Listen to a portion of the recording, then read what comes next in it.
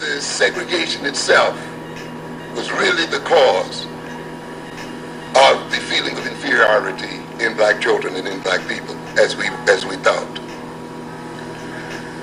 It'll make us question also what I think was a naive belief, that if we integrated with the whites, somehow they would stop seeing us as people of color or as black people. If we integrated with the whites, somehow the world would stop dividing itself up in terms of race, that somehow the world's division of itself in terms of African people and European people, black people and white people and so forth would somehow end. I think this study clearly implies then that this is not the case. I think it implies on a deeper level that inferiority in black people is a political and social necessity. I often, in speaking to my colleagues and others who are interested in psychology, and of course in the current book that I'm trying to develop now, get across the idea of how black psychology differs, particularly black psychology at this time, differs from Eurocentric psychology. And I think one of the major ways that it differs from Eurocentric psychology is that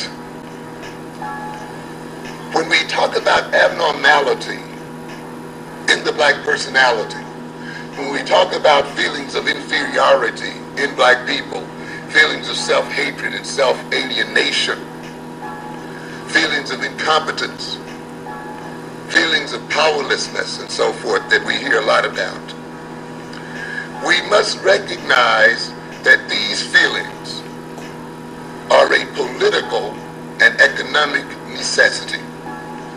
And we should start from that premise if we are to understand the psychology of black people. I often put it this way. In order for us to be in the state that we are in today as people, we have to be out of our minds. We literally have to be crazy. It is necessary for us to be crazy.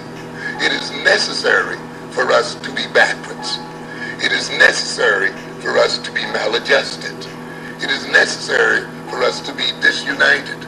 It is necessary for us to be self-hating. It is necessary for us to be filled with an inferiority complex. In a world where the European is essentially about 10% of the world's population, if that 10% is to continue to rule over the other 90%, it must keep that 90% out of its mind. It must keep that 90% in a state of deception.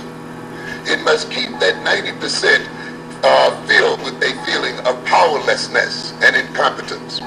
If this 10% is to continue to consume more than 60% of the world's resources, if this 10% is to continue to rob African, Asian, and other nations of their material wealth, then it must keep those people in a state of maladjustment. And this implies then that no matter how much integration you may bring about, the feeling of inferiority must be a constant in the black personality. No matter how many people you run for president, no matter how many mayors you get elected, no matter how many people you get on the board of IBM and the others, the basic sense of inferiority, the basic sense of dependency must remain a constant in the black mind. And I will indicate this, and I think this study, which occurred now some 40 years later, shows this to be the case. Dr. Clark shows surprise that after all of this time, this feeling is still there. I would not, and I don't think any student who's basically looked at the necessity of black people being out of their minds as being the foundation of European dominance would not be surprised. I think it was quite predictable. It's racial. We'll expand. I like that. Now check it out. The white ball dominates everything, right? It knocks the shit out the yellow ball, the red ball, right? And the game's over when the white ball drives the black ball completely off the table. Now, why is that? I don't know, but I'm sure you tell me, my brother. Sure, you're right. Look, it's because of the white man's fear of the sexual potency of black balls. Now that one was kind of interesting. That was interesting. You see, I see where you're going, and the pool table is the earth. That's why it's green. Oh, see, your shit is coming out now. And the world, they used to think it was flat. Screw him. The beginning of English. To gain a reasonable understanding of the historical events which shape our language, it is necessary to take a brief look at the larger forces which have gone into the making of European history. Sometime during the late Bronze Age, the ethno-political geography of the continent was carved up predominantly among three large and within themselves loosely related groups of people. In the north there was the Teutons, or Germans, a small grouping of land-starved tribes which were centered around the Baltic Sea. In the south, the Greeks and Italic nations prospered in a climate conducive to agriculture and civilization.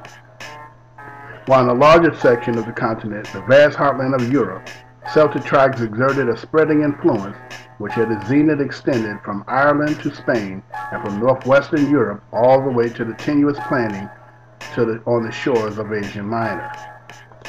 Needless to say, our primary interest in these peoples is their language. Each of them, the Teutons, the Greeks, and Italians, and Celtics, people spoke language which were distinctive. Therefore, they were separate by differing linguistic traditions. Within each of these groups, however, there were separate dialects and even languages, so that the Teuton tribes occupying different banks of the same river were further separated by linguistic habits which affected the ways of pronouncing and arranging the words of their language, a difference of dialect. This time, the far northern Germanic tribes of Scandinavia were on the move, pushing south and west.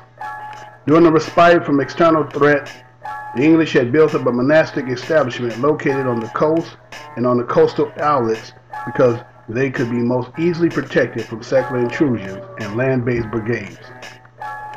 But the monasteries and the towns were unprotected from the sea by either walls or standing militia. The rich, undefeated prize of England were a magnet for these blind barbarians who had been set roaming by the bareness of their native forge.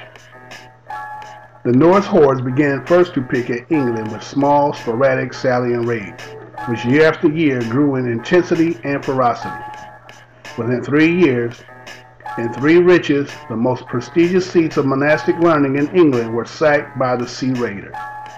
Lindisfarne, Jarrow, and Iona were each turned obliterated. Within less than a century, the Danish Vikings shift from a pattern of seasonal raid to one of sustained attack. The Scandinavians began to look upon England as a place to conquer and to settle. Though 1066 AD is commonly taken as a year in which Norman French influence began to be felt in England, the ground for this influence was laid many decades earlier. As the English were not natives of the British Isles, but Baltic Teutons, neither were the Normans native of France. Their very name tells us that they were Northmen or Scandinavians, who had invaded France around the year 900 AD and stayed to become French.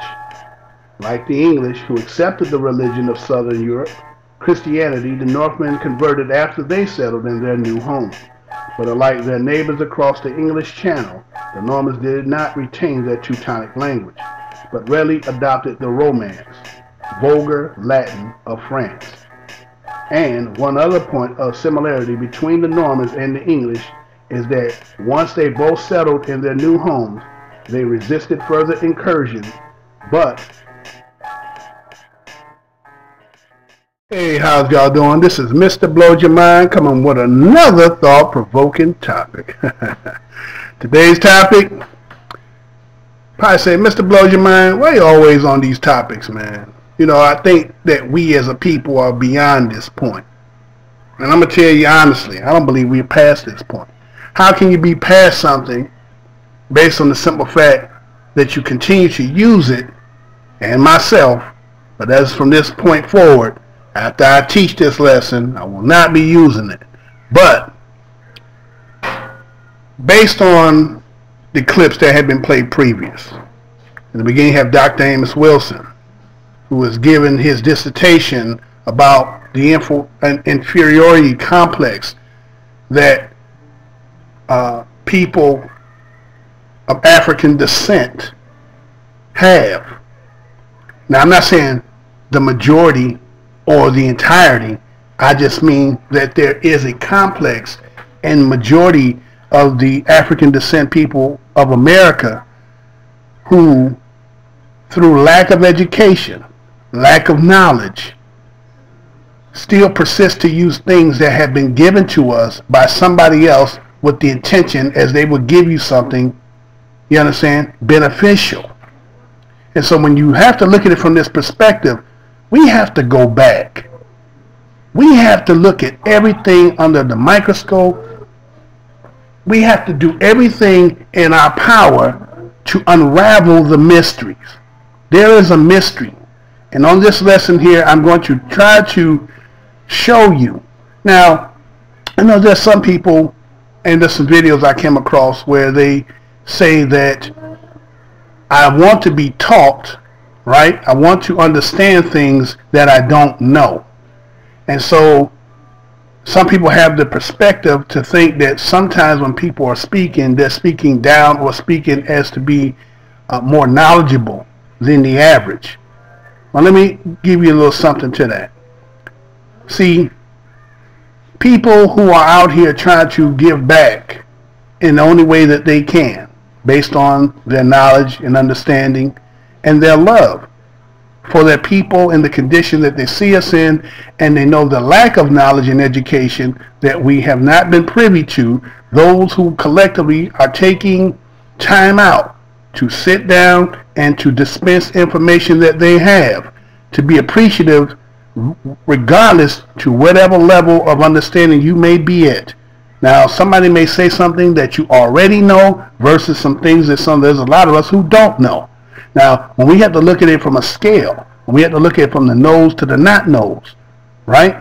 There are more people who do not know than there are people who do know. Because if the majority of the people did know, then we could probably formulate and do things that we could all, you know what I'm saying, unify under. But because of the diversion or the dissension or the wedge that divides us, we can see this is prevalent. So I'm bringing this today for those people who, whether you subscribe, whether you're just a passerby, or you are a heckler or haggler, or, you know what I'm saying, a hater. It doesn't bother me at all. Yeah, you see, I'm girded up. I have my sword and my shield. You understand? So I can deal with you. There's no problem. You understand? But what I am trying to do is to give information to those who may not be privy to it or don't have a full understanding based on my research and understanding. I present things to people. Now, this first part here is about black, okay? And I showed you from the etymological aspect of it that the word black, based on the history that I gave you, right? Because you got to understand, I also gave you a history as into how we got this English. See, a lot of people don't understand that. A lot of people, I hear, especially when you're talking to people who are in opposition to us, when they get in a conversation with, first thing they want to do is they want to attack your vocabulary and your English. And it's like, if majority of you really understood how they came up with this so-called English, and when they present this to you, as Dr. Amos Wilson said clearly, you have to be out your mind. I'm going to say that again. You have to be out of your mind. The way they constructed this English or so-called vocabulary or language that we speak, is really for a crazy individual, especially that is natural. It is not natural to your thinking process. And to show you how crazy they are, and how crazy they have made many of our people, is to dissect what they have established. Okay? And so with this segment here, this video is going to break down this coded language, because see, a lot of our people, I hear, and I've seen plenty of videos, had many conversations where people have talked about certain things according to what I'm going to present, and they have gave a partial understanding to it. I'm going to try to give you as thorough as it can get, so that when you walk away from here, you definitely will understand that what they've given us, and you have to look at it from every facet of our so-called existence with them. You have to look at and really wonder, did he give you anything that would be beneficial to you?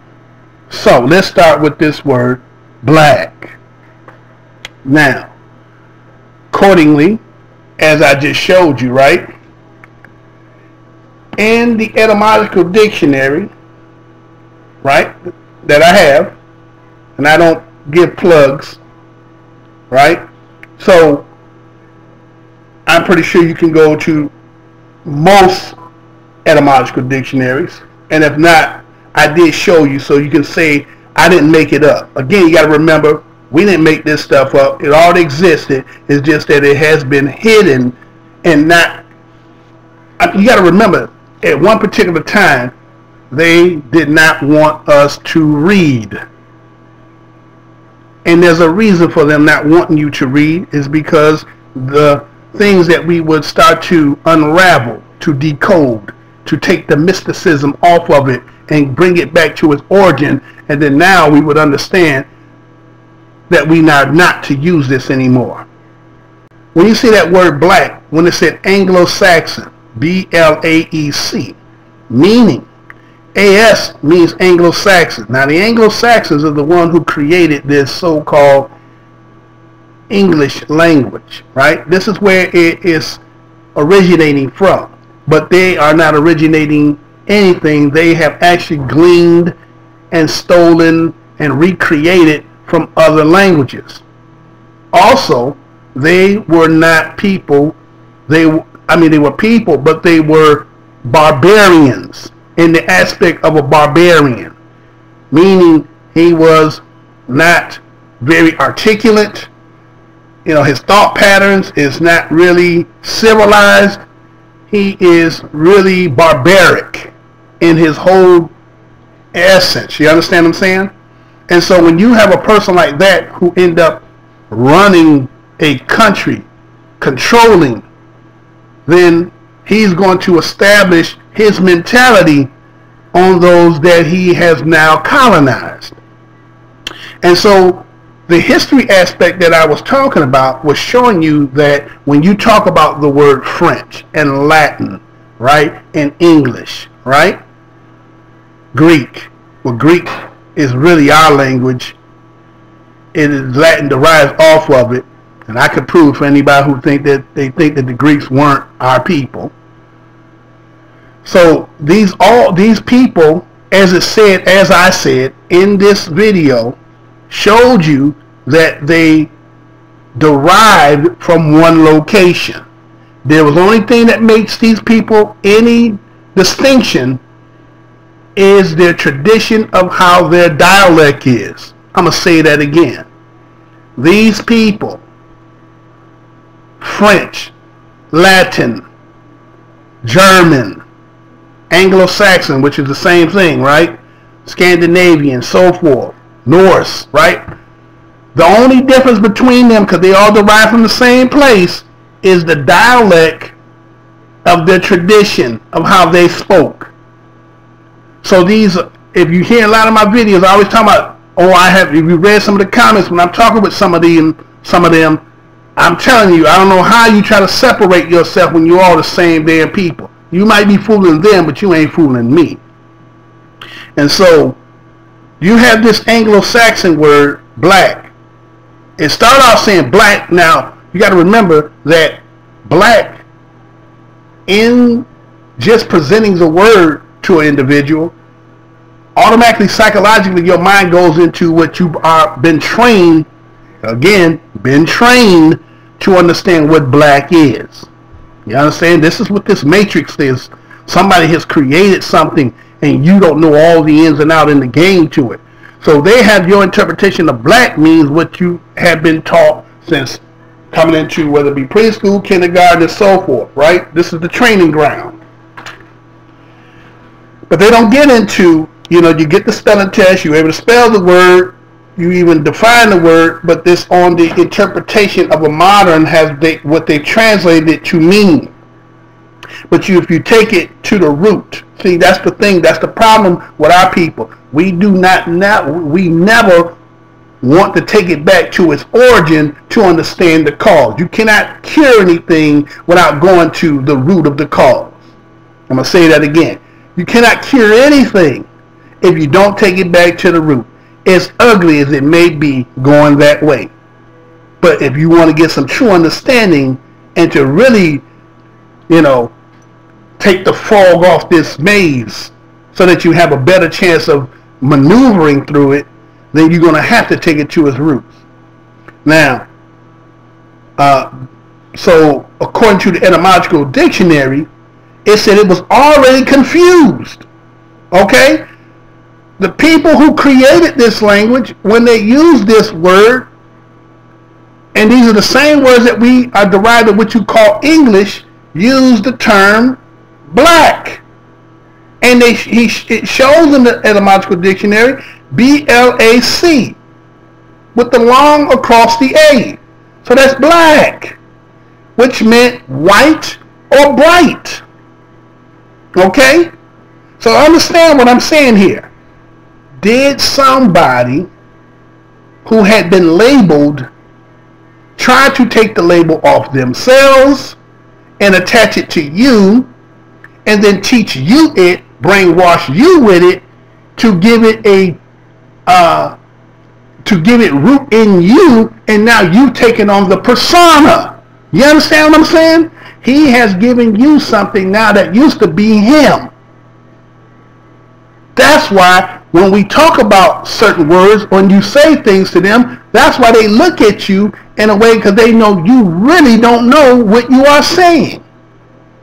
And so, if you look in their language of Anglo-Saxons, you realize that black did not say the word black. The word black in Anglo-Saxon means swartz.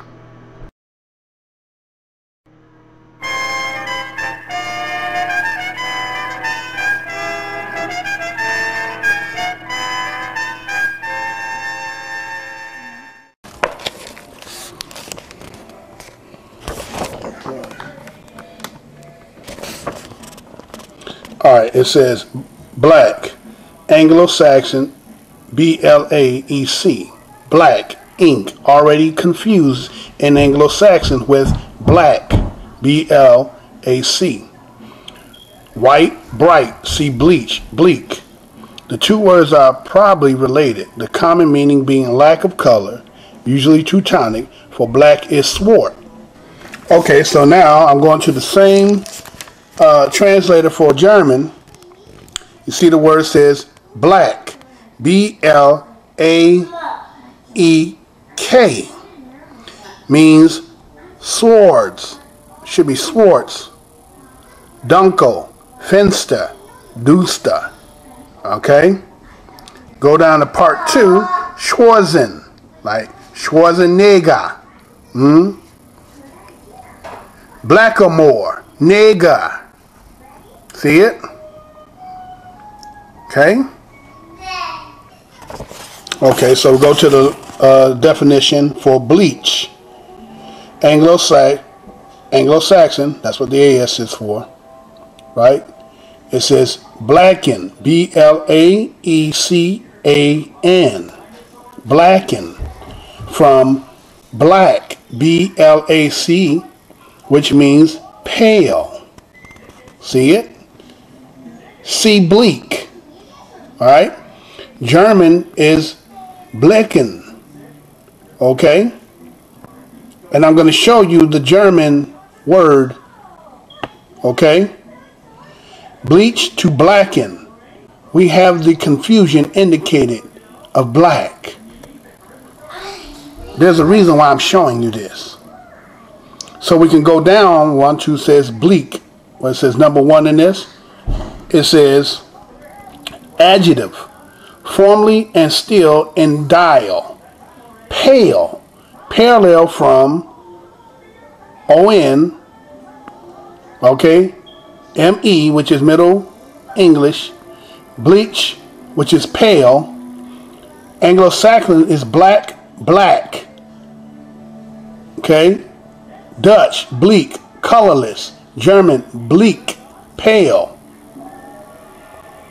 Okay. I want you to see this.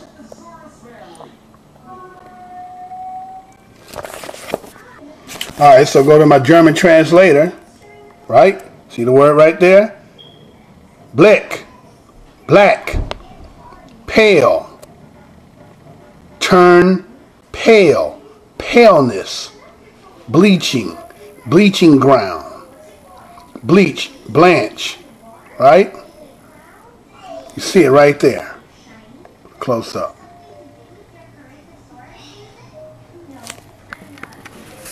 Now, some people say, well, why are you not using the dictionary definition of black? Well, I am, for the simple fact that you got to understand the translation now is going to make it reference towards us.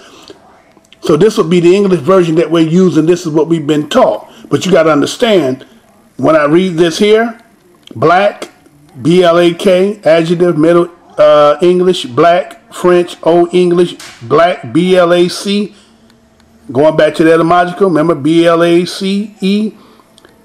Remember that meant pale, right? Akin to Old High German, blah, black, right? To burn, fledging. Now look at that Greek word there. Fledging. P-H-L-E-G. How much you go? You said L-E-G-I-N. Old English, Baal. B-A-E-L. Fire. Like Baal in the Bible, right? Of color black, very dark in color, right? Having a very deep low register, heavy serious, right? And it goes on to some more. So we go down to 2, and it says black. Number 2 is black pigment, right? Consisting, okay, so we're talking about black pigment, okay? What other color is pigment? You understand what I'm saying? You got to be able to read this stuff, man. So we go down to black 3, and it says to become black. To become black. Right? To make black. I hope you're following me. Now it says, this is the point I want to make. Black or more.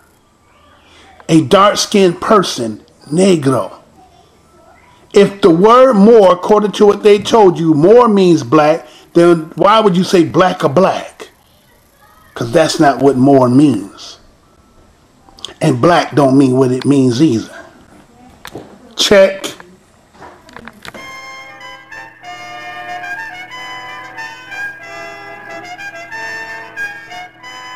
Now, the term white, okay, when you look up in Wikipedia, and you can use that as a reference, we'll say white people. Now, according to Wikipedia, it says white people is a term for a set of ethnic groups and functions as a color metaphor for race. The definition of white person differs according to geographical and historical context. Various social constructions of whiteness have had implications in terms of national identity, consanguinity, public policy, religion, population, statistics, racial segregation, affirmative action, eugenics, racial marginalization, and racial quotas. The concept has been applied with varying degrees of formalities and interconsistencies in disciplines including sociology, politics, genetics, biology, medicine, biomedicine, language, culture, and law. Now, the key, what you need to focus on, is the fact that it says it's a color metaphor race. Okay? A metaphor. Okay? So, a metaphor meaning that it is in reference to something. So, you know, in actuality, it don't exist, but I have to give some kind of graphic, or somehow I'm going to interpret it to make it have relevance. You understand what I'm saying?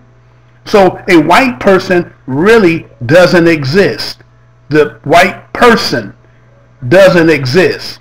It is a creation. Matter of fact, when you go and you do your research, you see how Johann Blumenbach created that term white. I'm talking about the Caucasus Mountains and so forth. So understand that once you know history, and when I'm talking about history, I'm talking about entirety. See, some people specify in one particular aspect of history, and it takes a lot of work and a lot of dedication for you to be able to do this. And when you understand language, right, and you understand how they use language as what we say race, when we look at it, that's why people in the Americas, the people of African descent, when we see other people of melanin hue, we accept them all under the umbrella based on the so-called color. But because of colonization by the oppressor, the one in opposition, the deceiver, he has colonized and reprogrammed. Because see, what happens is people associate intelligence when you hear somebody say they can speak 2, 3, 5, 6, 7, 8, 9, 10 different languages. So we're under the impression that the more language a person can articulate, that the person's intelligent. There may be some sense to that. There's some truth to that. But what I'm saying is that for a lot of people who come from other geographical locations, they were forced to speak another language, as if the whole world had to be forced with speaking English. Okay? And so when anytime you have to speak something that is foreign to oneself, then it's like they say about translation. If something has been translated from antiquity and it's supposed to be deriving from the origin of the antiquity language down to the present time, the translations of what it was at that particular time to where we are now, words change, vary it because of the people who are ruling. Will change it to disguise, to cover. You understand? So that something is hidden in the word so that you don't get a full understanding of it. Because if you knew exactly what the people who are ruling knew, then what power do they have on you? So as time changes and as different rulers and conquerors control, they use the language, right, in order to have to separate themselves from the lumpen proletariat. Okay, and so that's what you have here.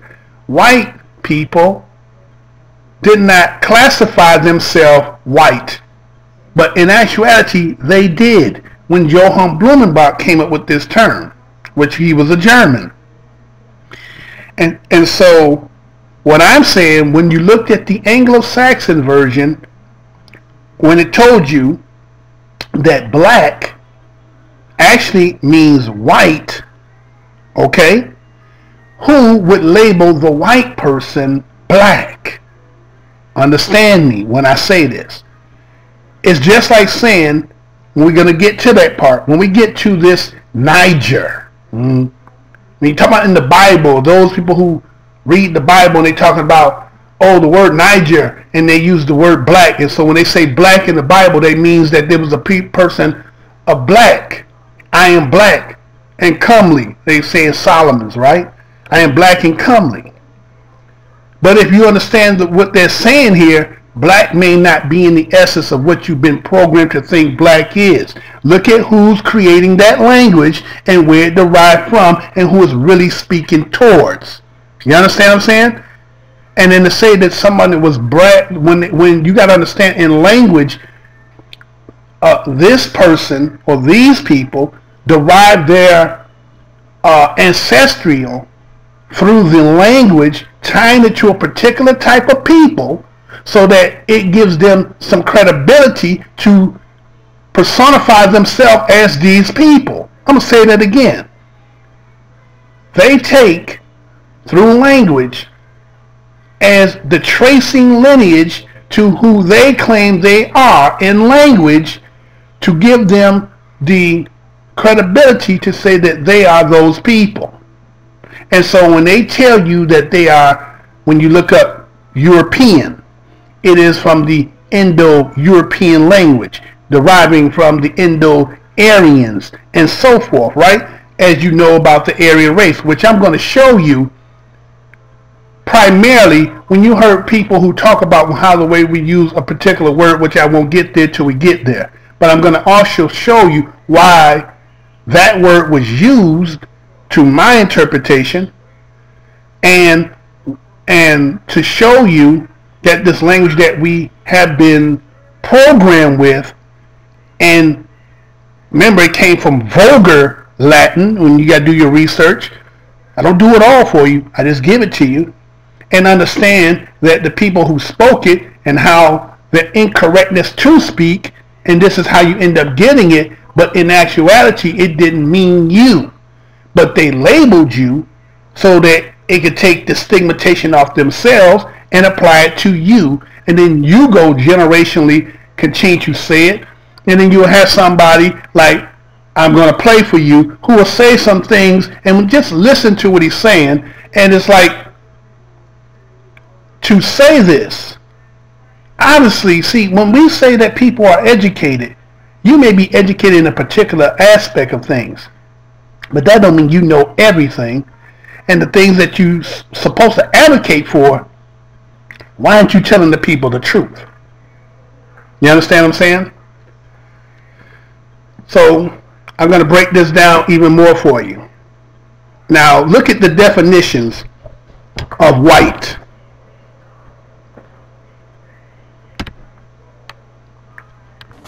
All right, going to your my German translator, and you see it says white, right? It says weight, allegory, A-L-L-G, allegory.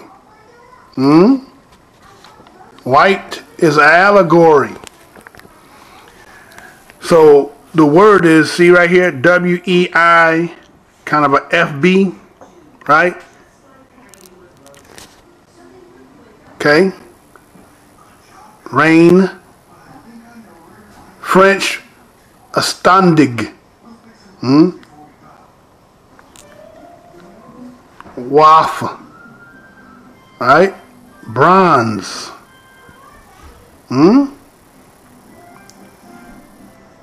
coffee,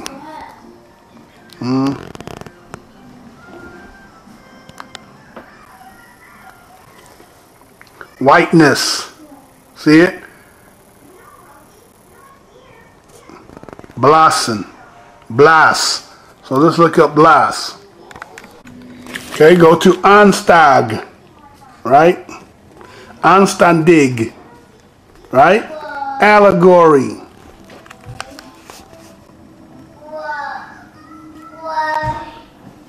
Anstandig, can't see it. All right, Anstandig, allegory. Descent, proper, respectable, fair, handsome. Try to give some, something to the word. The word didn't exist going back, y'all.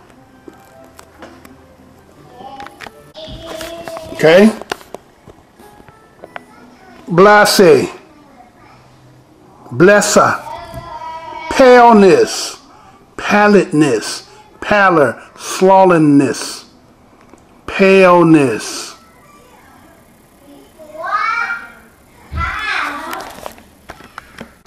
Okay? So you see it says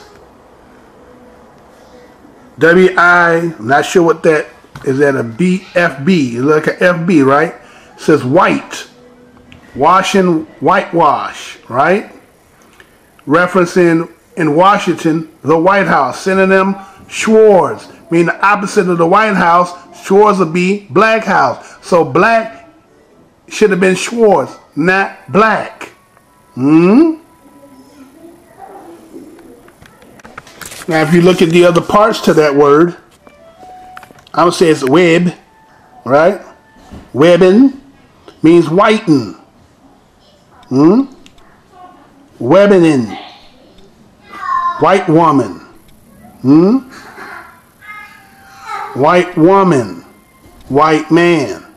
Webby. Right? EN on it is white N. Okay? Geb is pale, yellow.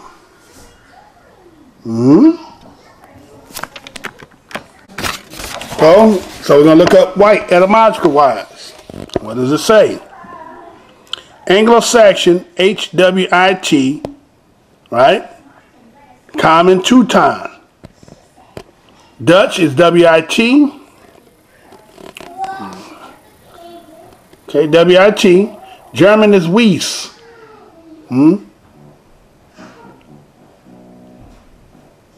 Okay. Secret society, so-called from the white smocks used in raids. Nothing to do with the individual. The White House is the popular name for executive mansion of the United States President at Washington. Just like the German translator had, right? Making a reference to. We current use of white man, United States. See? Favorably contrast with colored. So guess what? White is a term they made up because white didn't really exist. Okay? The word white didn't exist. They already had, and the people of color already gave them a name. And guess what that name was?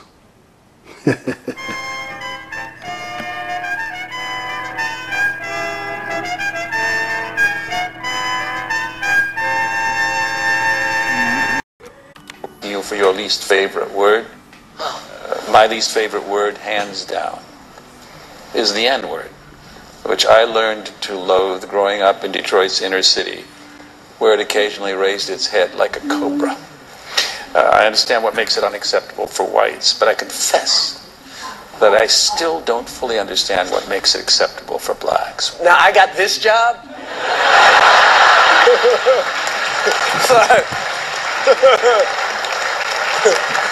It's like, explain nigger, go ahead. I'm the wrong guy to explain nigger, even though some would call me a niggerologist, but it's the same philosophy as soul food. They gave us the scraps and we made it into cuisine. And we took this word and we made it into poetry. You know what I mean? It's horrible, but you put some sauce on it, and now it's poetry. Nigger is the nitroglycerin of words, and in the wrong hands it can hurt. But if you give it to the right scientists, a Dave Chappelle, a Ice Cube, a Eddie Murphy, what they did, what NWA and Richard Pryor did with the word nigger is just, it's art. It's Mark Twain.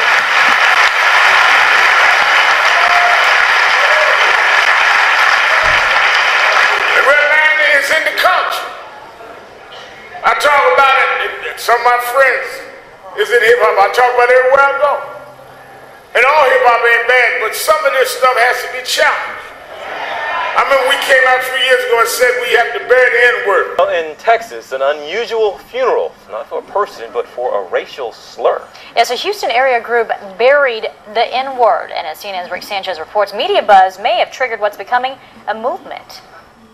Snoop Dogg raps about it. Park it like it's hot. Get an attitude. South Park talked about it. I can't believe you said the N-word on national television. And last year, comedian Michael Richards' angry rant made headlines about it. Oh my God. Yes, the N-word is still around nearly 150 years after the 13th Amendment abolished slavery. And a group in Texas thinks it's time to bury it. They gathered Saturday to do just that. I would like for you to take note of the casket. The first documented use was 1786, which we lay to rest today, 777. We want positive affirmations from everyone that the N-word dies with all of this. The message is spreading. Brazoria, Texas is a small industrial city with 2,800 residents. In January, its mayor became the first in the nation to propose an ordinance banning the use of the N-word. In March, New York became the first city to pass a resolution. And in April, music mogul Russell Simmons called on recording artists to stop using it. Some of my friends got mad. You can't bury the N-word. I said it's bad, we've all used it, but it gives a wrong self-definition. It's a wrong self-image. We cannot let our children grow up thinking that they are nothing. Because once you adjust to being nothing, people can do anything to you because you accept that you're nothing in the first place. No, well, Reverend, I don't care what you say. We got free speech. I said, no, you don't. What do you mean we don't? I said, if you go in a studio, I want y'all to think about this. If you go to the studio and you cut any CD that offends anybody but us, they won't put it out. If you cut a CD against the Irish, it's hate speech. They won't put it out and they shouldn't. You make a CD against Italians, hate speech. Won't put it out and they shouldn't. Make it against Jews, hate speech. Won't put it out. Gays, hate speech. Won't put it out and they shouldn't. So let me get this right. Anti-Irish hate speech. Anti-Italian hate speech. Anti-Jewish hate speech. Anti-gay hate speech. Call blacks niggers free speech. Okay, so we had the word nigger, right? Earlier, negar. You see it right there? N-E-G-E-R. French, negre. Spanish, negro. Latin, Niger. Niger, black.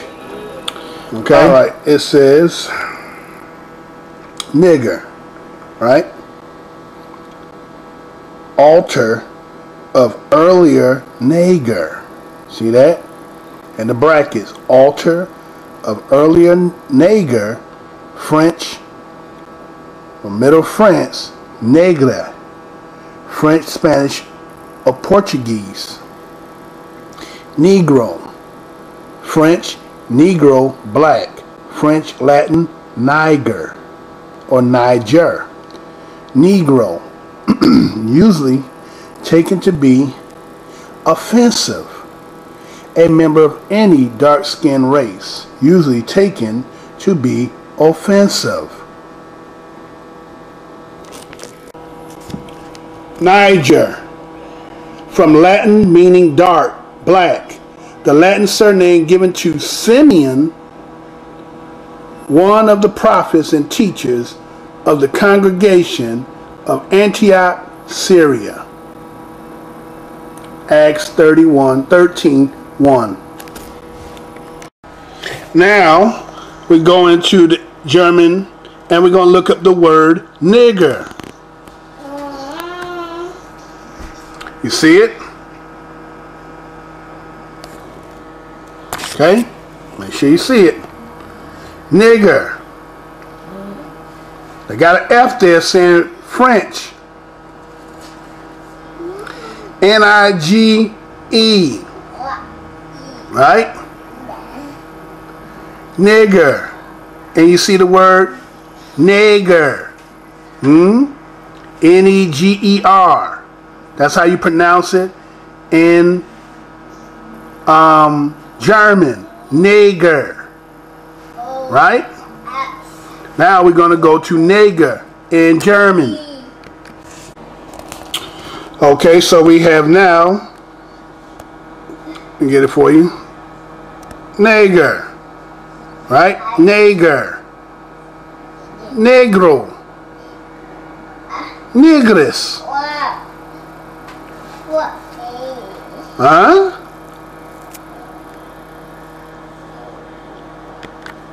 Okay, niggard, right? I'm going to go back to niggard in the definition of, in the niggard, right? Middle English of Scandinavian origin, akin to old, who's the N? Norris. Look what it says. Nagger or Nagger, right?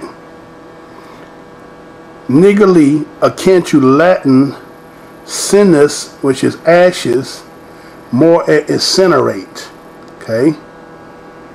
A meanly covetous and stingy person, miser, niggard, okay? Okay, we have Simeon, right? From a Hebrew root meaning hear, listen. One, an ancestor of Jesus' mother Mary. The form of the name of Simeon Peter used once by James at the Jerusalem Council. And then you have one of the prophets and teachers of the congregation in Antioch, Syria, who laid their hands on Barnabas and Paul after the Holy Spirit had designated these two for missionary work. Simeon's Latin surname was Niger. Now, I'm going back to my etymological dictionary and look up the word niggard, right? Niggard, first in Chaucer's for earlier nig, N-I-G, nigun, which are apparent of Scandinavian origins. Norway dialect. Look closely. Nicka, nigga. To be a stingy. To be stingy. German word that correlates to that. You New York Knickers. So, is nigger a derogatory word in the sense that you thought it was, and do this word pertains to black folks? It does. But the thing is, as Amos Wilson said, you've been deceived.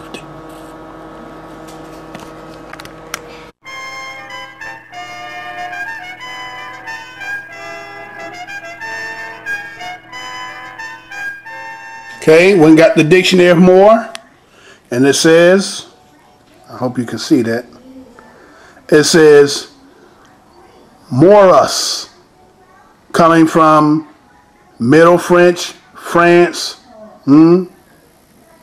inhabitants of Mauritania, one of the mixed Arabs and Berber conquerors of Spain in the 8th century AD, Berber. Okay? So you can see it. Now go back to my Latin Greek dictionary, right? There is no word M-O-O-R-S, but they do have M-O-R-S, meaning death, mort, okay? A mortal is a human being, a creature subject to death. As adjective, the word has a wide variety of meaning or meanings. First, it refers to deadly, relentless, implacable, and irreconcilable or reconcilable. Okay? Say that again. A mortal is a human being, a creature subject to death. As an adjective, the word has a wide variety of meanings. First, it refers to deadly, relentless, implacable, and irreconcilable. See it right there, huh? Like mortality refers to death, destruction, or extermination. So, the word more did not come from didn't come from the Latin or the Greek term.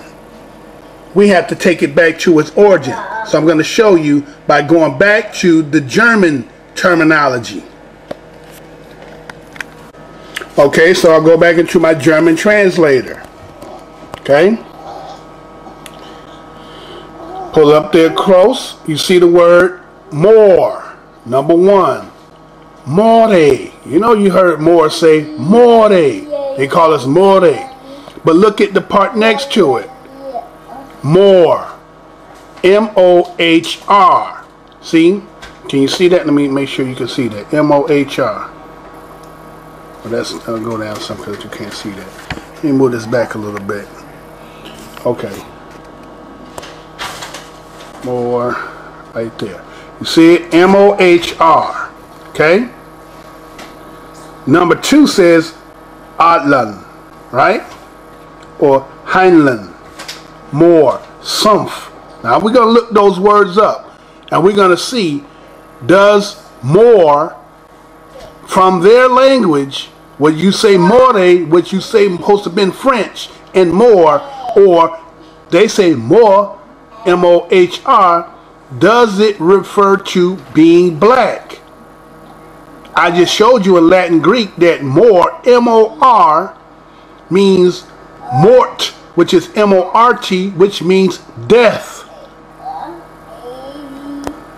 Hold on, let's go to M-O-H-R. I want you to see this. Okay, so now I go get more. M-O-H-R. Let me see if you can make sure you can see it. You see it?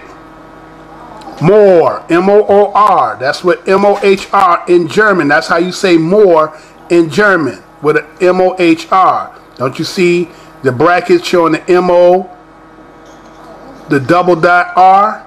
Just like when you look in Latin, when we see M-O-R-S, that goes to mort, where it says more negro or negres, right? You see that, right?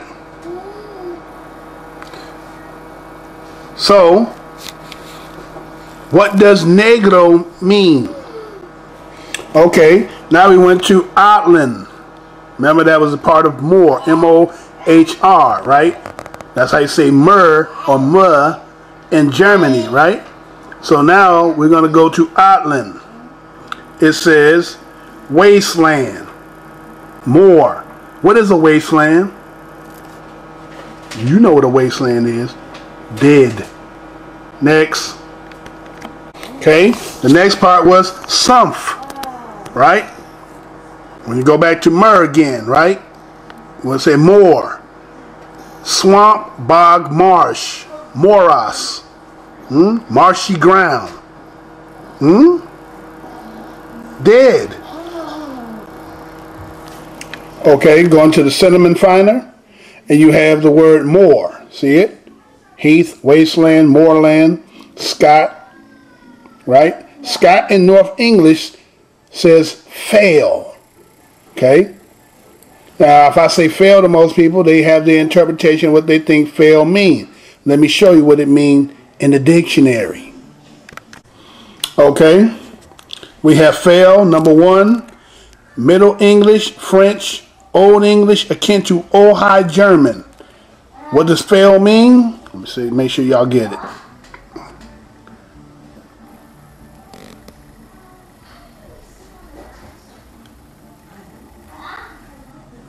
See it? Okay. It says to cut, beat, or knock down, kill.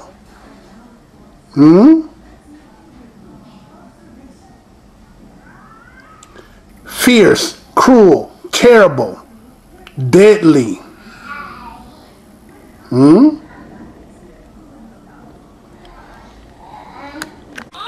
Okay, here's the letter. Here's the word dunkel, right?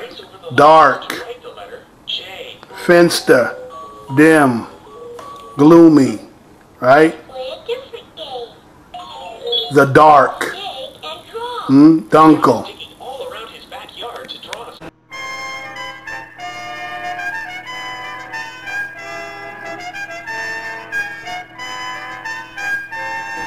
Okay, here's the word Negro.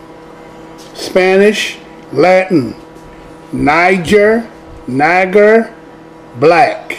See it?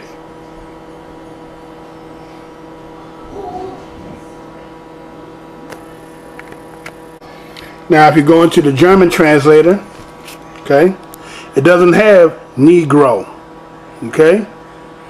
Negress, huh? Niggerin, Negro, Negroes, Nigger, Nager, Negroid, okay? I know some of y'all seen that Niggers, and that's where y'all said it derived from. But we're going to focus on what we're doing. Okay, here's the dictionary aspect of the word. Negro, right? Negroes, Spanish, Portuguese, France. Negro, black, French, Latin. A member of the black race of mankind, distinguished from members of other races by physical features without regards to language or culture, especially a member of a people belonging to the African branch of the black race, a person of Negro descent. Okay?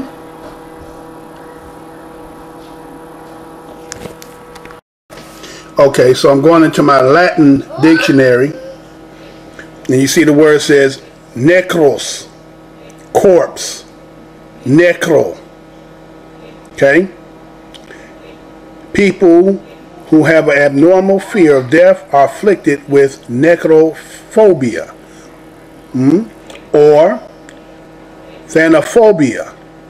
If they have a fiendish attraction to corpses, the affliction is necrophilia. Okay?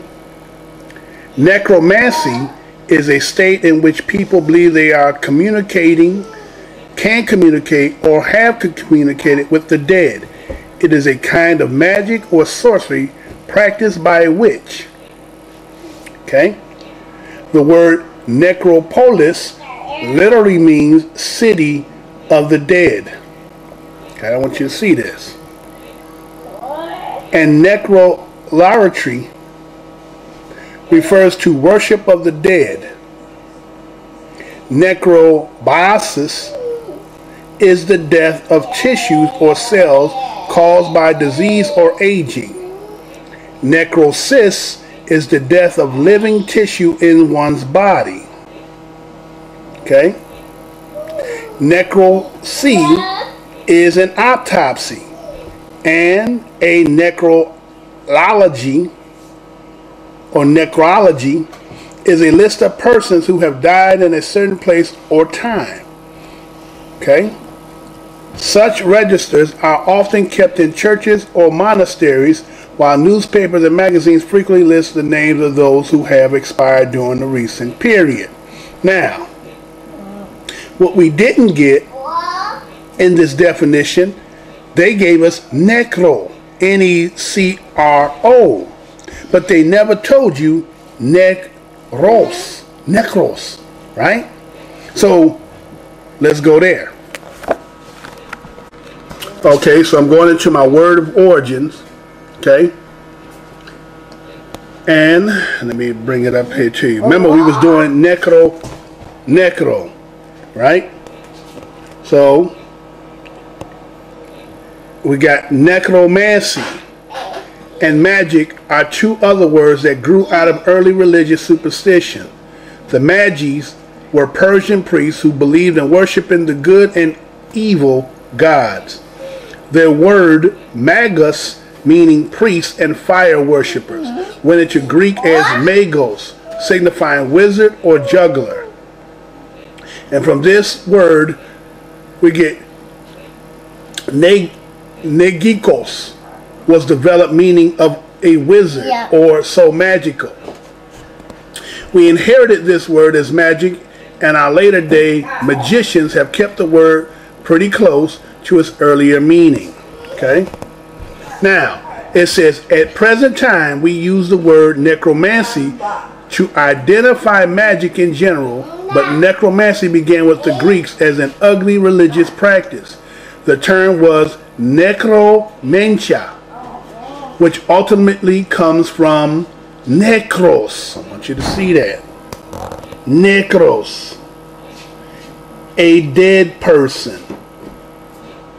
And mentia, divination. The practice of the Greeks was foretell the future by communicating with the dead. Now, necromancy is innocent of its grisly beginning. All right, so let's look at the word, let's look at the etymology of necrology. Obituary, from Greek, dead person, right? Cognate with Latin, necar, to kill. Necromancy, original divination by raising the dead, corrupted into Middle Latin nigromentia.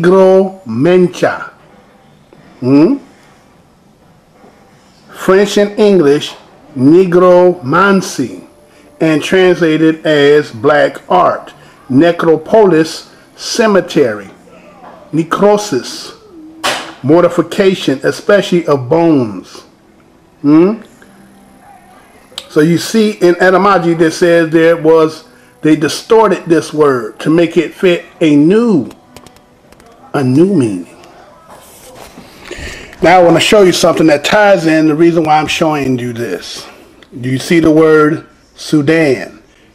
Democratic Republic of Sudan, right? See the population, right? You see it says ethnic groups.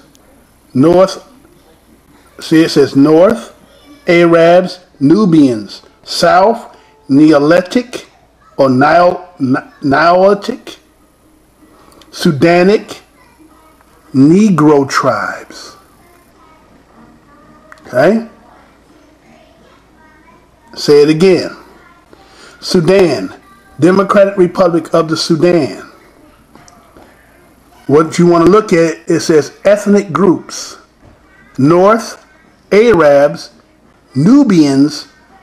South, Neolithic.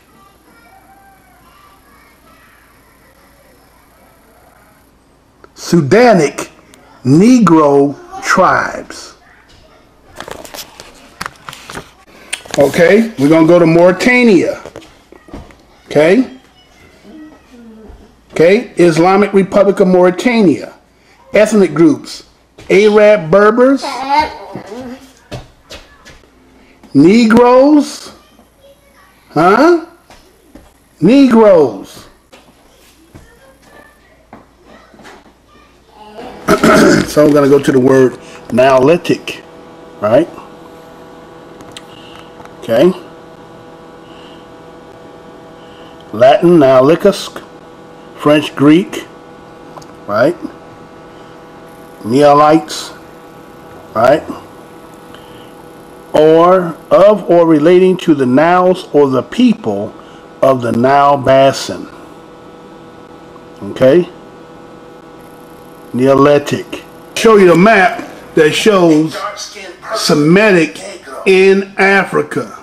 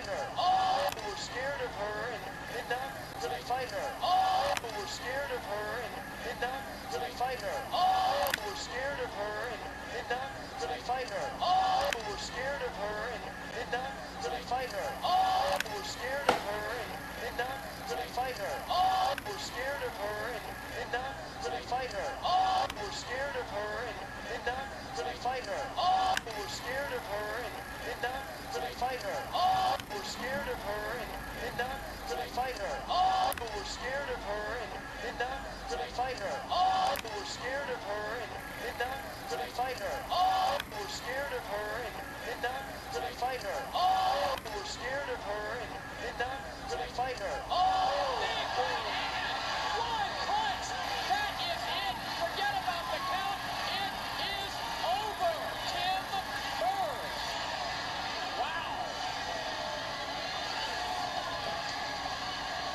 Unbelievable. Let's hope that Vonda is okay. A jubilant animal. That is probably the best knockout punch I've ever seen in female boxing. Absolutely. Ever. Still on the canvas, Vonda Ward. Wow. You know what, Sean? We saw it. Surprisingly, when I was interviewed by several radio stations, they had Vonda the favorite because of her size, and I said, you know, I got to make Ann Wolfe the favorite. She's right.